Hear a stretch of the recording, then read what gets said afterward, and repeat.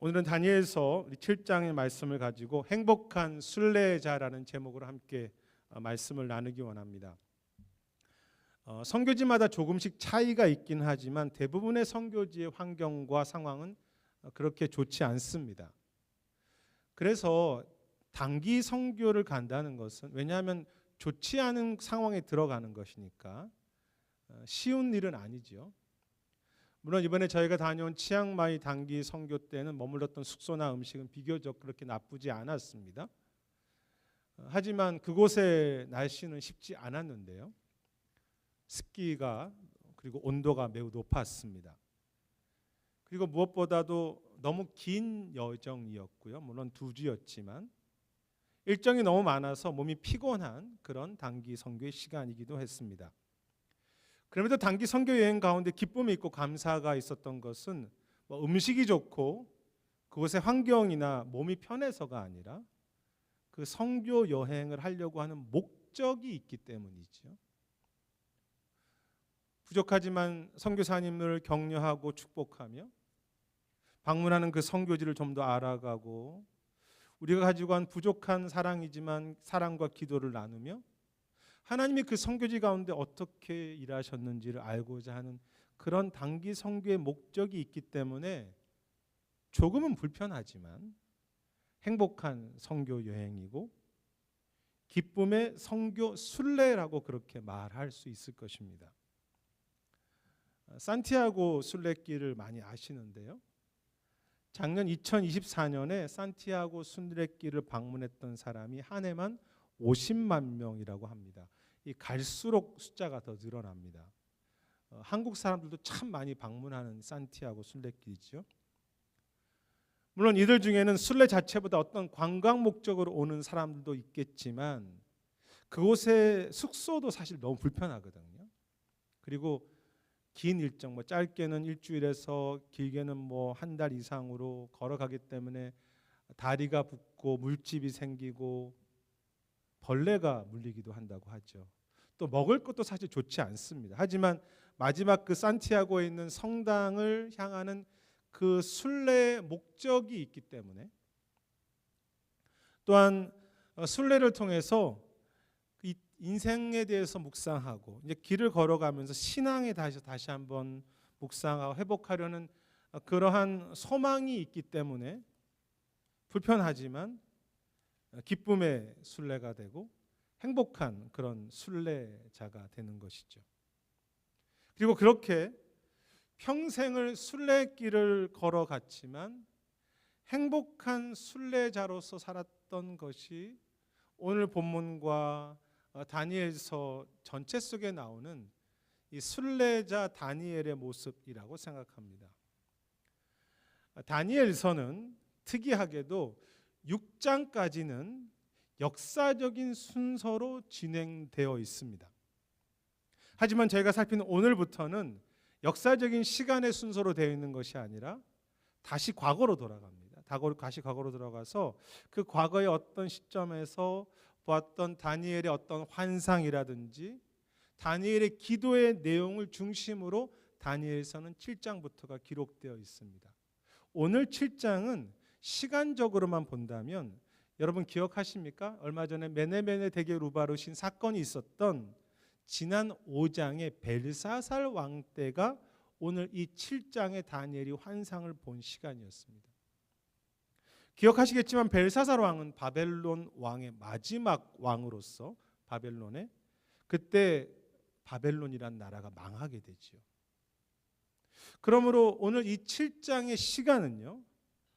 여러분 다니엘이 10대 때 어릴 때 바벨론으로 잡혀와서 평생 그 80에 될 때까지 평생을 살았던 그 바벨론 그리고 당시에 이 미국과도 비교할 수 없었던 세계 가장 큰 강력한 나라였던 바벨론이 세상에서 사라지고 망하는 그 시간에 이 환상을 보는 것입니다.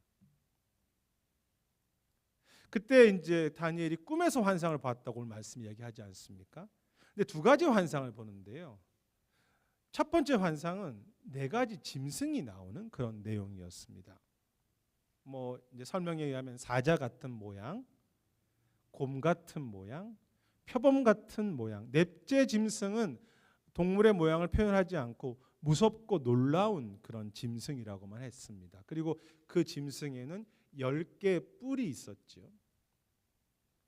이 꿈이 무엇을 의미하는지 다니엘이 고민할 때 이제 저희가 읽지 않았지만 17절에 보면 천사가 해석해 주기를 그 네 짐승은 네 왕, 이제 그것은 네 나라들을 말하는데요. 네 나라이고 그 뿔은 그 나라들의 작은 왕들을 의미한다고 그렇게 알려주게 됩니다.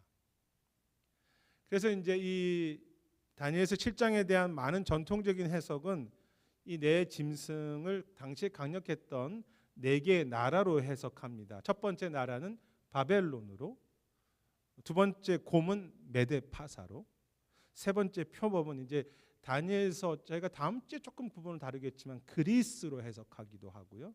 네 번째 강력한 짐승은 로마라고 그렇게 생각합니다.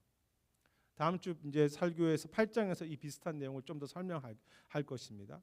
하지만 오늘 본문 자체로 본다면 이 네 짐승이 네 나라를 분명하게 설명하고 있다고 말하기는 좀 어렵습니다. 그럼에도 분명한 것은 분명히 나라들을 뜻할 텐데 세상을 상징하는 그 강력한 짐승들의 모습을 상징하는 당시의 강력한 나라들과 그 힘이 영원하지 않고 무너지고 또 무너진다는 것이죠. 그리고 여러분 기억하십니까? 계시록 7장에도 이 네 짐승의 환상이 그대로 똑같이 나와 있습니다. 그래서 계시록 7장, 다니엘 7장에는 같은 7장이죠. 이 네 짐승의 환상이 그대로 드러나 있습니다. 그래서 이제 결국은 다니엘서를 이해해야 계시록을 알 수 있는 거죠. 다니엘서도 나오고 계시록에도 이 똑같은 환상이 나온다면 하나님은 이 환상 속에서 세상을 향한 하나님의 중요한 생각과 메시지를 전하고 있다고 그렇게 말할 수 있겠죠. 중요한 메시지가 그 안에 들어있는 것입니다. 그 메시지를 다니엘에게 환상으로 보여주고 계신 거죠. 그 메시지가 무엇입니까? 그것이 뭐 바벨론이든 페르시아든 로마든 아무리 대단한 나라와 힘을 가지고 있어도 그것이 영원할 것처럼 보여도 잠시이며 안개처럼 곧 사라지는, 세상의 모든 것들은 곧 사라지는 것이고 진정한 평화와 안식이 없다고 하는 그런 메시지이죠. 아무리 강력해 보여도 진정한 평화, 안식이 없구나. 오히려 이 세상의 힘과 성공을 그것들이 사람들을 아프게 하고 불행하게 할 뿐이라고 하는 메시지가 들어있죠. 저희가 읽지 않았지만 오늘 본문 25절에 보면 네 짐승 중에 왕이 하나가 나오는데 성도들을 괴롭힌다고 그렇게 말합니다. 그것이 세상의 특징이죠. 진정한 평화를 말하지만 사실은 평화가 없고 오히려 성도들을, 세상 사람들을 괴롭게 한다. 그것이 내가 가지고 있는 그 움켜잡으려고 하는 화려한 것이죠. 순례자에게, 그것이 다니엘 같은 순례자에게 주신 중요한 메시지와 비전이 무엇입니까?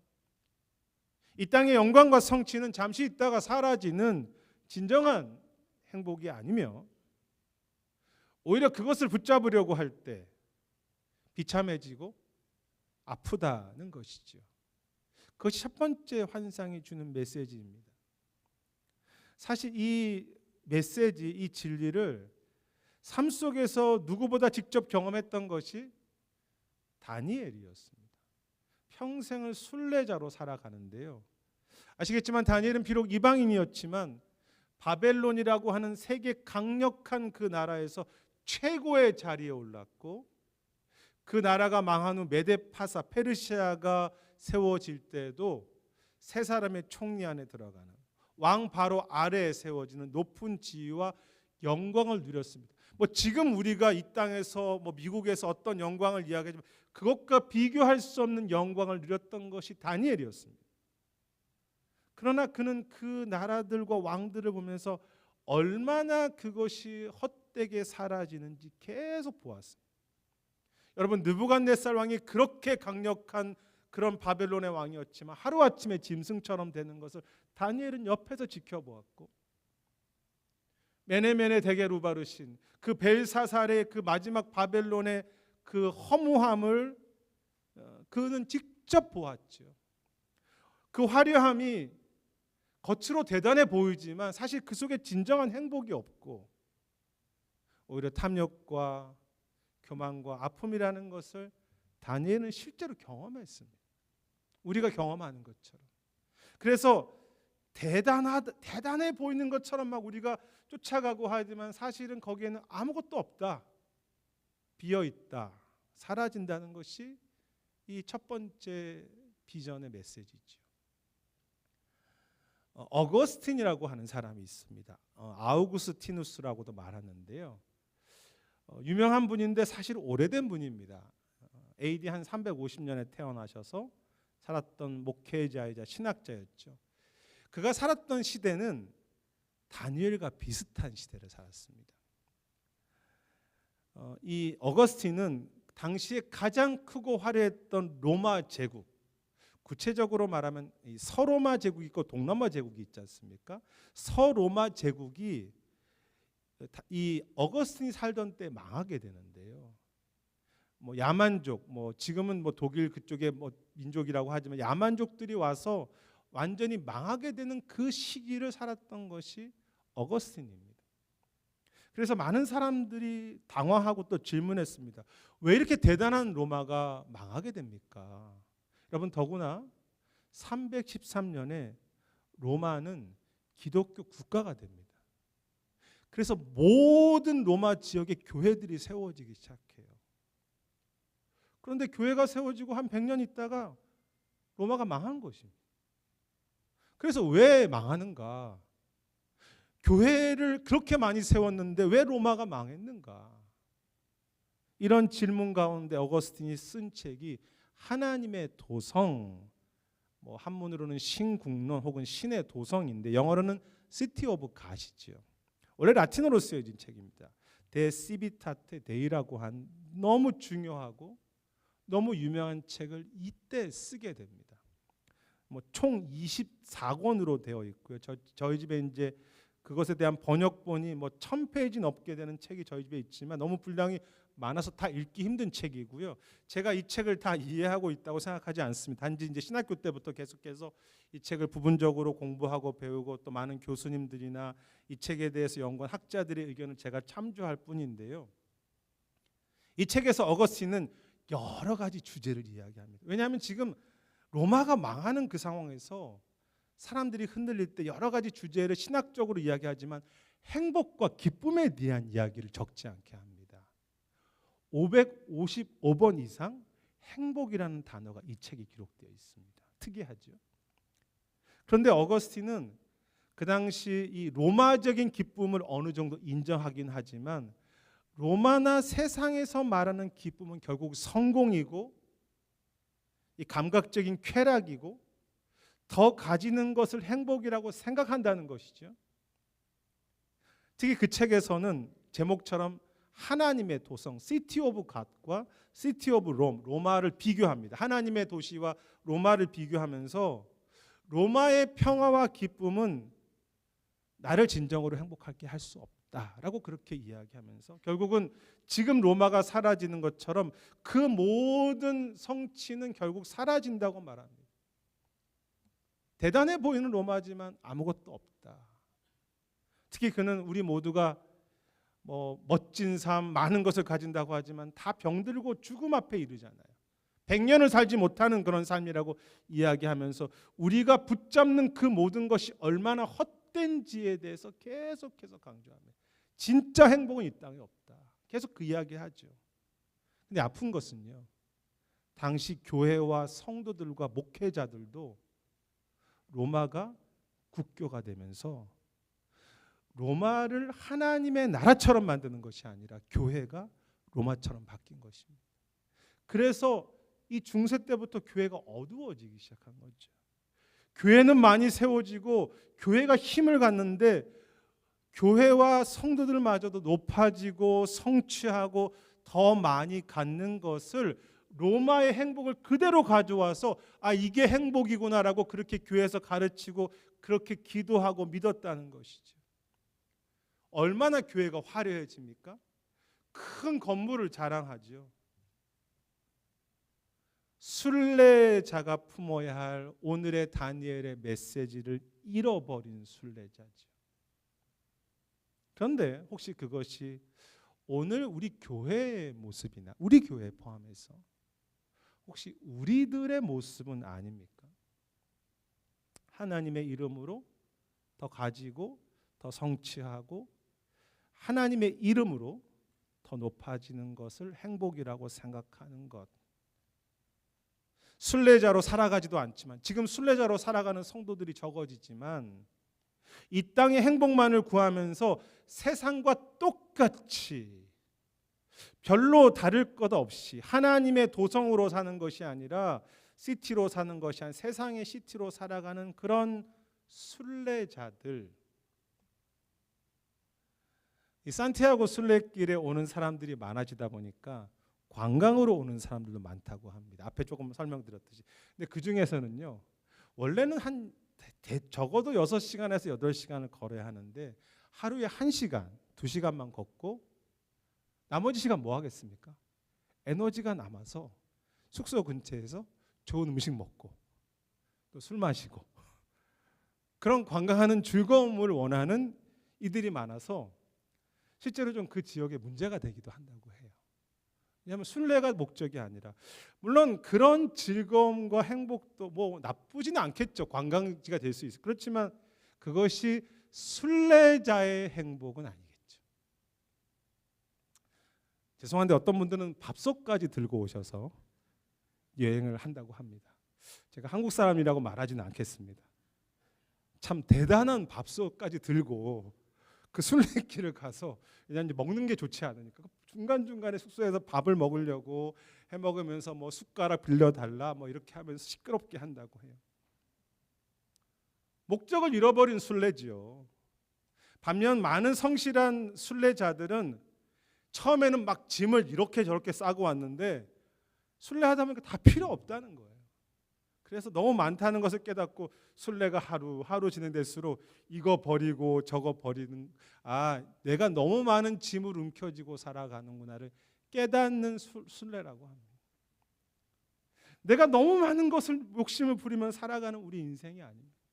우린 다 순례자들인데 이것도 있어야 되고 저것도 물론 필요하겠지만 그래서 그것 때문에 이고 지고 그것 때문에 나중에는 그 짐 때문에 눌려서 괴로움으로 살아가는 그런 인생은 아닙니다. 아니면 하나님은 다니엘에게 그리고 우리 같은 순례자들에게 분명한 비전과 메시지를 보여주시는 거죠. 이 땅의 영광과 그 내 짐승은 아무리 화려하고 그 성공과 업적은 잠시 있다가 지나가는 안개이며 그것을 우리가 붙잡으려고 할 때 내 삶이 더 피곤하고 오히려 더 무겁고 오히려 아프고 행복하지 않다고 그렇게 말씀하시는 것입니다. 그런데 오늘 이제 7장에는요. 다니엘이 2가지 환상을 보는 첫 번째는 내 짐승의 환상을 본 것만이 아니라 또 다른 환상을 보는데요. 그 내용이 저희가 2번째 읽었던 9절부터 14절까지 나와 있는 내용입니다. 9절에 보면 하늘에 왕의 보좌, 하나님의 보좌가 있는데 옛적부터 계신 이가 거기에 앉아 계셨다고 했습니다. 많은 사람들이 그리고 천천만만이 그를 섬긴다, 예배한다는 내용이 나옵니다. 옛적부터 계신 이는 하나님을 의미하죠. 그리고 조금 지나면 13절에 보면 인자 같은 사람, Son of Man이 등장하면서 옛적부터 계신 이에게 나오는데 14절 말씀에 보면 그에게 모든 권세와 영광과 나라를 주시고 모든 사람들이 그를 섬기며 그를 예배한다고 했습니다. 그리고 말하기를 그의 나라는 인자의 나라는 권세는 영원하며 그 나라는 멸망하지 않는다라고 하는 그런 환상이지요. 2번째 환상입니다. 어떤 학자들은 이 2번째 환상이 다니엘서 전체 주제라고 그렇게 말하며, 아니 성경 전체 가장 중요한 이야기로 합니다. 하나님의 보좌가 서 있고 그 보좌에 어린 양이 함께 하시며 그 나라는 영원하다라고 하는 그런 주제이지요. 여기에 인자라는 말이 등장합니다. Son of Man. 그런데 여러 가지 설명이 필요하지만 우리가 아시는 대로 사람의 모양을 가진 하나님, 하늘의 존재 메시아, 즉 예수님을 의미합니다. 그런데 이 환상은요, 그 예루살렘 성전에서 예배하는 모습을 의미하기도 합니다. 왜냐하면 예루살렘 성전에도 지성소에 가면 하나님의 보좌가 있지 않습니까? 법궤가. 그리고 많은 사람들이 그곳에 예배했죠. 그리고 하나님께서 그 보좌에서 영원한 나라를 다스리신다는 성전의 이야기가 있습니다. 그리고 이 이야기가 계시록에도 또 다시 등장합니다. 그대로 이 비전 내용이 그대로, 여러분 비전이란 찬양을 아시겠지만 하나님과 어린 양이 거기 계시고 그 어린 양이 모든 열방에서 그분을 예배하는 것이며, 그래서 그 어린 양의 나라가 영원하다는 것을 보여주는 것이 계시록의 소망이자 비전이죠. 순례자에게 주신 두 번째 비전, 아니 그것이 성경 전체에 주신 가장 중요한 비전입니다. 하나님의 보좌가 있고 어린 양이 계시며 그 나라는 영원하다. 다니엘의 지난 삶을 한번 생각해 보십시오. 그가 사는 동안에 예루살렘 성전이 무너졌습니다. 무너지지 않을 줄 알았는데 무너졌고, 그렇게 소중한 다윗의 나라가 없어져서 이제는 그 땅에 아무것도 남는 것이 없고 다 포로로, 왕족들이 포로로 잡혀 있는 아픔을 경험했습니다. 그래서 다니엘의 평생의 소망과 기쁨은 예루살렘의 예배가 회복되는 것. 그 다윗의 나라가 다시 세워지는 그것이었죠. 그런데 이 두 번째 환상 가운데 그가 평생에 꿈꾸던 기대하던 모습을 보는 것입니다. 예배가 회복되고 하나님의 보좌가 세워지고 하나님의 나라, 이미 무너져버린 다윗의 나라가 그냥 회복되는 정도가 아니라 영원하다는 그 환상을 볼 때 여러분 다니엘이 얼마나 기쁘고 또 행복했겠습니까? 주님이 그곳에 계신다. 다니엘의 행복이죠. 주님이 그곳을 다스리신다. 중요한 사실은 오늘 본문에 보면 하나님의 기쁨과 그 나라의 승리가 미래나 저 하늘의 것이 아니라 오늘 사는 이 땅의 모든 하나님의 백성들에게도 주어진 행복이고, 그 하나님을 소망 중심으로 할 때 이 땅의 백성의 승리가 된다는 것입니다. 하늘의 승리만이 아니라 이 땅의 백성의 승리가 된다는 것인데요. 두 구절에 그 내용이 나와 있습니다. 18절에 보면 이렇게 내용이 나와 있습니다. 지극히 높으신 이의 성도들이 그 나라를 얻으며 그 누림이 영원하다고 했습니다. 그 의미는 그 즐거움이 하나님의 백성들에게도 과거, 현재, 미래, 영원히 함께 한다는 거죠. 그 기쁨이 하나님의 사람들의 기쁨이 되는 것입니다. 또한 27절에 보면 그의 나라와 권세와 힘이 지극히 높으신 자의 거룩한 백성에게 붙임바 되었다고 그렇게 말했는데요. 그 힘과 기쁨이 백성들에게, 오늘을 사는 백성들에게 주어진다는 뜻입니다. 어떤 비전이고 약속입니까? 하나님의 보좌가 우리 가운데 서실 때, 어린 양이 우리 안에 계실 주인이 되실 때 그 기쁨과 영광은 하늘에서 저 미래에서 주어지는 것이 아니라 그를 사모하고 살아가는 백성들에게 이 땅에서도 그 영원히 주어진다는 것이죠. 무엇이 순례자의 진정한 행복입니까? 이것은 두 번째 비전과 연결된 내용인데요. 하나님이 예수 그리스도가 우리 안에 계시기 때문에, 주님의 보좌가 있기 때문에 그분만이 참 행복이며, 마지막 때만이 아니라 주를 의지하고 살아가는 모든 삶의 순간순간이 행복의 시간이 된다는 것이죠. 이것이 순례자의 진정한 행복입니다. 하나님만이 행복이며 하나님을 붙잡고 살아가는 삶의 시간이 어렵지만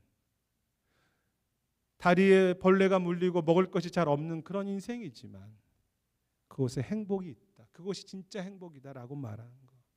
그래서 여러분, 그리스도인은요, 우리의 상황이 어떠하든지 이미 행복한 사람입니다. 이것이 복음의 이야기입니다. 내가 그것을 많이 경험하든 경험하지 못했던 성경이 말하는 것이 무엇입니까? 그리스도인은 이미 내가 무엇을 얻든지 못 얻든지, 많이 가지든 적게 가지든, 어려움이 없든 있든, 왜? 그리스도의 보좌가 내 안에 있기 때문에 행복한 사람이다. 이것이 성경 전체가 말하고 있는 중요한 메시지이고 약속이죠. 중요한 사실은 다니엘은 바벨론이나 메데파사에서 어떤 나라에서 성실한 충신으로 살았다는 것입니다. 여러분, 다니엘은요, 굉장히 최선을 다하는 삶을 살았습니다. 인정받았습니다. 세상에서. 하나님 나라를 소망하고 그것을 꿈꾼다고 해서 이 땅에 살아가는 것을 대충으로 살아가는 것은 성경에서 말하는 성도의 삶은 아니지요.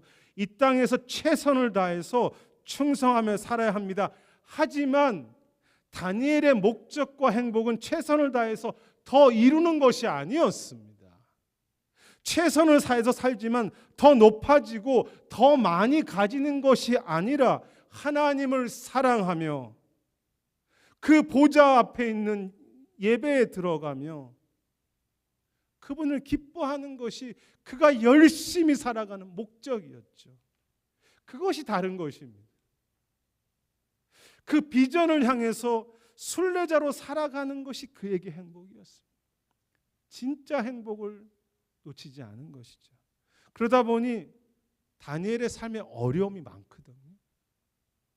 그런데 그 목적이 있으니까 어려움 속에서도 주님 한 분 때문에 기뻐할 수 있었고요.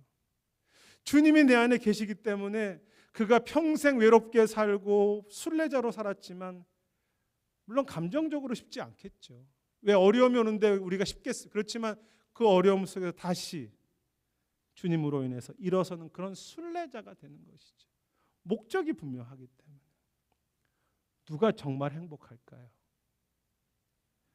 잠시 지나는 그 행복을 붙잡으려고 내가 밤잠 못 자는 삶이 행복하겠습니까? 아니면 주님으로 인한 그 행복을 놓치지 않고 살아가는 사람이 진짜 행복하겠습니까? 산티아고 순례길에서 누리는 기쁨은요, 이제 마지막에 도착했을 때 참 기쁘다고 합니다. 그렇겠죠. 그동안 막 소망했는데 이제 어떤 경우는 마지막에 가서 성당에서 미사를 드린다고 하는데 마지막에 도착했을 때 막 서로 부둥켜 안으면서 수고했다고 그렇게 기뻐하지만 그때만 기쁜 것이 아니라 순례하는 도중에서 많은 기쁨을 배운다고 해요. 앞에서 말했지만 어떤 분은 짐을 줄여가는 기쁨을 배운다고 합니다. 이렇게 많았는데 또 하나 버리고, 하루 지나면 또 하나 버리고, 또 버리면서 참 이 내가 너무나 많이 가지고 있었는데 적게 가지고 있는 게 기쁨이구나 하는 것을 배운다고 해요. 또 어떤 경우는 좋은 친구들을 만나기도 하고요. 무엇보다 여행이 어렵기 때문에 서로 마음 써주는 사람들을 많이 만난다고 합니다. 뭐 어떤 경우는 힘내라고 쪽지를 써주기도 하고 작은 선물을 주기도 하고 또 감사했다고 어깨 두들기고. 그런데 이제 어떤 분이 제가 이제 그 글을 쓰신 걸 봤는데 자기가 이 순례길을 하면서 깨달은 것 중에 하나가 어떻게 이렇게 작은 한마디가 나에게 이렇게 큰 힘이 되는지를 깨달았다고. 순례하면서 힘들다 보니까 작은 그 어깨 두들김, 악수 한번 해주고 미소 한번 지어주는 것이 얼마나 큰 힘이 되었는지 모른다고. 이렇게 이것이 행복한 것일까? 나는 왜 이런 행복을 놓치고 살았을까? 나도 그렇게 일상에서도 그렇게 살아야지. 작은 말, 작은 인사, 작은 엽서 하나가 한 사람을 살리는 그런 행복이 되는 거죠. 나도 행복하고 상대도 행복한. 여러분, 우리가 정말로 겸손하게 이 순례의 목적을 놓치지만, 예수 그리스도라고 하는 그 목적을 놓치지만 않는다면 마지막 하늘에 가서 행복만 누리는 것이 아니라 오늘 이 땅을 걸어가는 그 순간순간 때로는 발이 부르트기도 하고 가정의 일 때문에 잠을 못 자고 울기도 하지만 그렇게 희생하면서도 교회를 위해서, 성도들을 위해서 희생하면서도 그 주님의 작은 위로 하나 때문에, 형제들의 작은 말 하나 때문에 충분히 행복할 수 있고, 내가 가진 것은 적지만 그 가진 것 적은 것으로 나누면서 행복할 수 있는 그런 인생이 되는 거지. 여러분, 그것이 순례자의 행복인 거예요. 많이 얻어야 행복하는 것이 아니라. 여러분, 정말 행복한 순례자이십니까? 여러분, 행복하십니까? 주님 때문에 행복하십니까? 어거스틴이 그 하나님의 도성이라는 책에서 말하는 진정한 행복은 이렇게 이야기합니다. 진정한 행복은 555번이나 행복을 이야기하면서, 진정한 행복은 하나님을 사랑하는 것이고 그분을 기뻐하는 것이다. 그렇게 분명히 이야기합니다. 여러분, 너무 재미있지 않습니까? 2000년 전 사람이나 1500년 전의 칼빈이나 조나단 에드워드나 팀 켈러 목사님이나 똑같이 이야기합니다. 진정한 행복은 하나님을 사랑하고 그분을 기뻐하는 것입니다. 여러분, 그것이 성경의 메시지이죠. 우리가 다른 행복을 추구한다면 우리는 허탈해질 것입니다. 왜냐하면 그것이 진리이기 때문에. 오늘도 우리에게 그 행복을 주셨거든요. 이미 우리는 행복한 사람들인데 다른 행복을 추구하고 살아간다면 그것 때문에 평생 아픈 거죠. 주님을 사랑하고 기뻐하는 것입니다. 주님만을 기뻐하십시오. 그러면서 어거스틴이 그 책 19권에서 이런 이야기합니다. 진정한 기쁨은 마지막 하나님 앞에 가서 누리는 것이 맞지만, 그렇죠, 이 땅에는 완전한 기쁨이 없으니까. 하지만 그 하나님 앞에 설 것을 소망하면서 오늘을 살아가는 순례자들 역시 이 땅에서도 그 기쁨과 행복을 누릴 수 있다고 했습니다. 19권에서 비록 아픔은 있지만 행복할 수 있다. 그러면서 그는 이런 이야기를 해요. 왜 나만 행복하게 살아가냐고. 다른 일도 좀 행복하게 살아가야 되지 않냐. 그러면서 다른 사람들이 하나님을 사랑하게 하고 하나님을 기뻐하게 하는 그 행복한 삶을 좀 도와주자고. 근데 그것이 그에게 전도였고 선교였어요. 그냥 교인 만드는 게 전도가 아니라 진짜 행복한 삶을 되도록, 목회자가 무슨 소망이 있겠습니까? 여러분들이 진짜 행복한 삶이 되도록 그걸 전해주라고.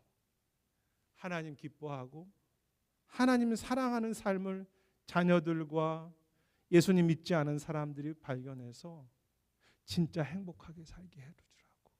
그것이 책에서 이야기하는. 그래서 저는 하나님을 정말로, 하나님을 진짜로 행복으로 경험하는 것이 신앙의 출발이고 목표라고, 그렇게 이 책에서도 경험하게 되고, 또 그것이 오늘 본문에서 이야기하는 내용이 있지요.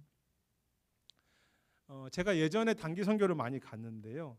그때마다 단기 선교를 할 때마다 선교를 잘 하고 싶었습니다. 목회도 그런 것 같아요. 목회를 잘 하고 싶습니다. 그런데 그때마다 선교를 잘하고 목회를 잘하려고 할 때마다 선교나 목회가 저에게 짐이었습니다. 왜냐하면 잘해야 하기 때문에. 하지만 사역의 결과가 저의 목적이 아니라 모든 것 속에 주님과 함께 걸어가는 순례자로 제가 걸어가는 목표를 바꿀 때, 단기 선교도 순례이고 목회도 주님과 함께 걷는 순례라고 생각할 때, 여러분, 단기 선교나 목회하면서 왜 좋은 모습만 있겠습니까? 우리 교회 안에 왜 좋은 모습만 있겠습니까? 부족한 모습도 있는데 좋은 모습도 감사하고 부족한 모습도 기뻐할 수 있는 은혜를 주셨죠. 그래서 깨닫는 것은요, 갈수록 주 안에서 나에게 주어진 이 시간이 얼마나 행복하고 소중한, 아픔은 있지만 위로가 있는 천국이라는 것을 더 깨닫게 됩니다. 내 목표가 일의 결과가 아니라 순례가 되는 것. 저는 갈수록 제가 더 그렇게 되었으면 좋겠습니다. 목회를 잘하려면 목회 때문에 부담으로 사는 것이 아니라 주님을 향한 순례의 목적으로 저는 우리 교회가 그랬으면 좋겠습니다.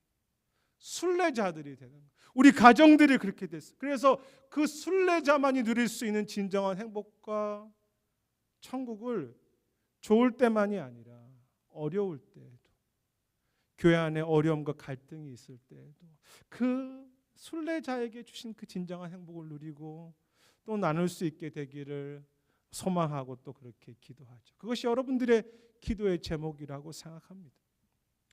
우리는 쉽지 않은 순례의 길을 걸어가고 계십니다. 쉽지 않은 것 같아요. 산티아고의 길을 걸어가는 것처럼. 그런데 혹시 더 큰 밥솥을 챙기시려고 내가 짐을 하나라도 더 챙기려고 하는 그것 때문에 그 모든 것들이 잠시 있다가 사라지는 것이고 그것을 움켜쥐려고 할 때 아프다고 하는 오늘 이 다니엘이 받았던 메시지를 잃어버린 그런 순례자와 그런 교회는 아닌가.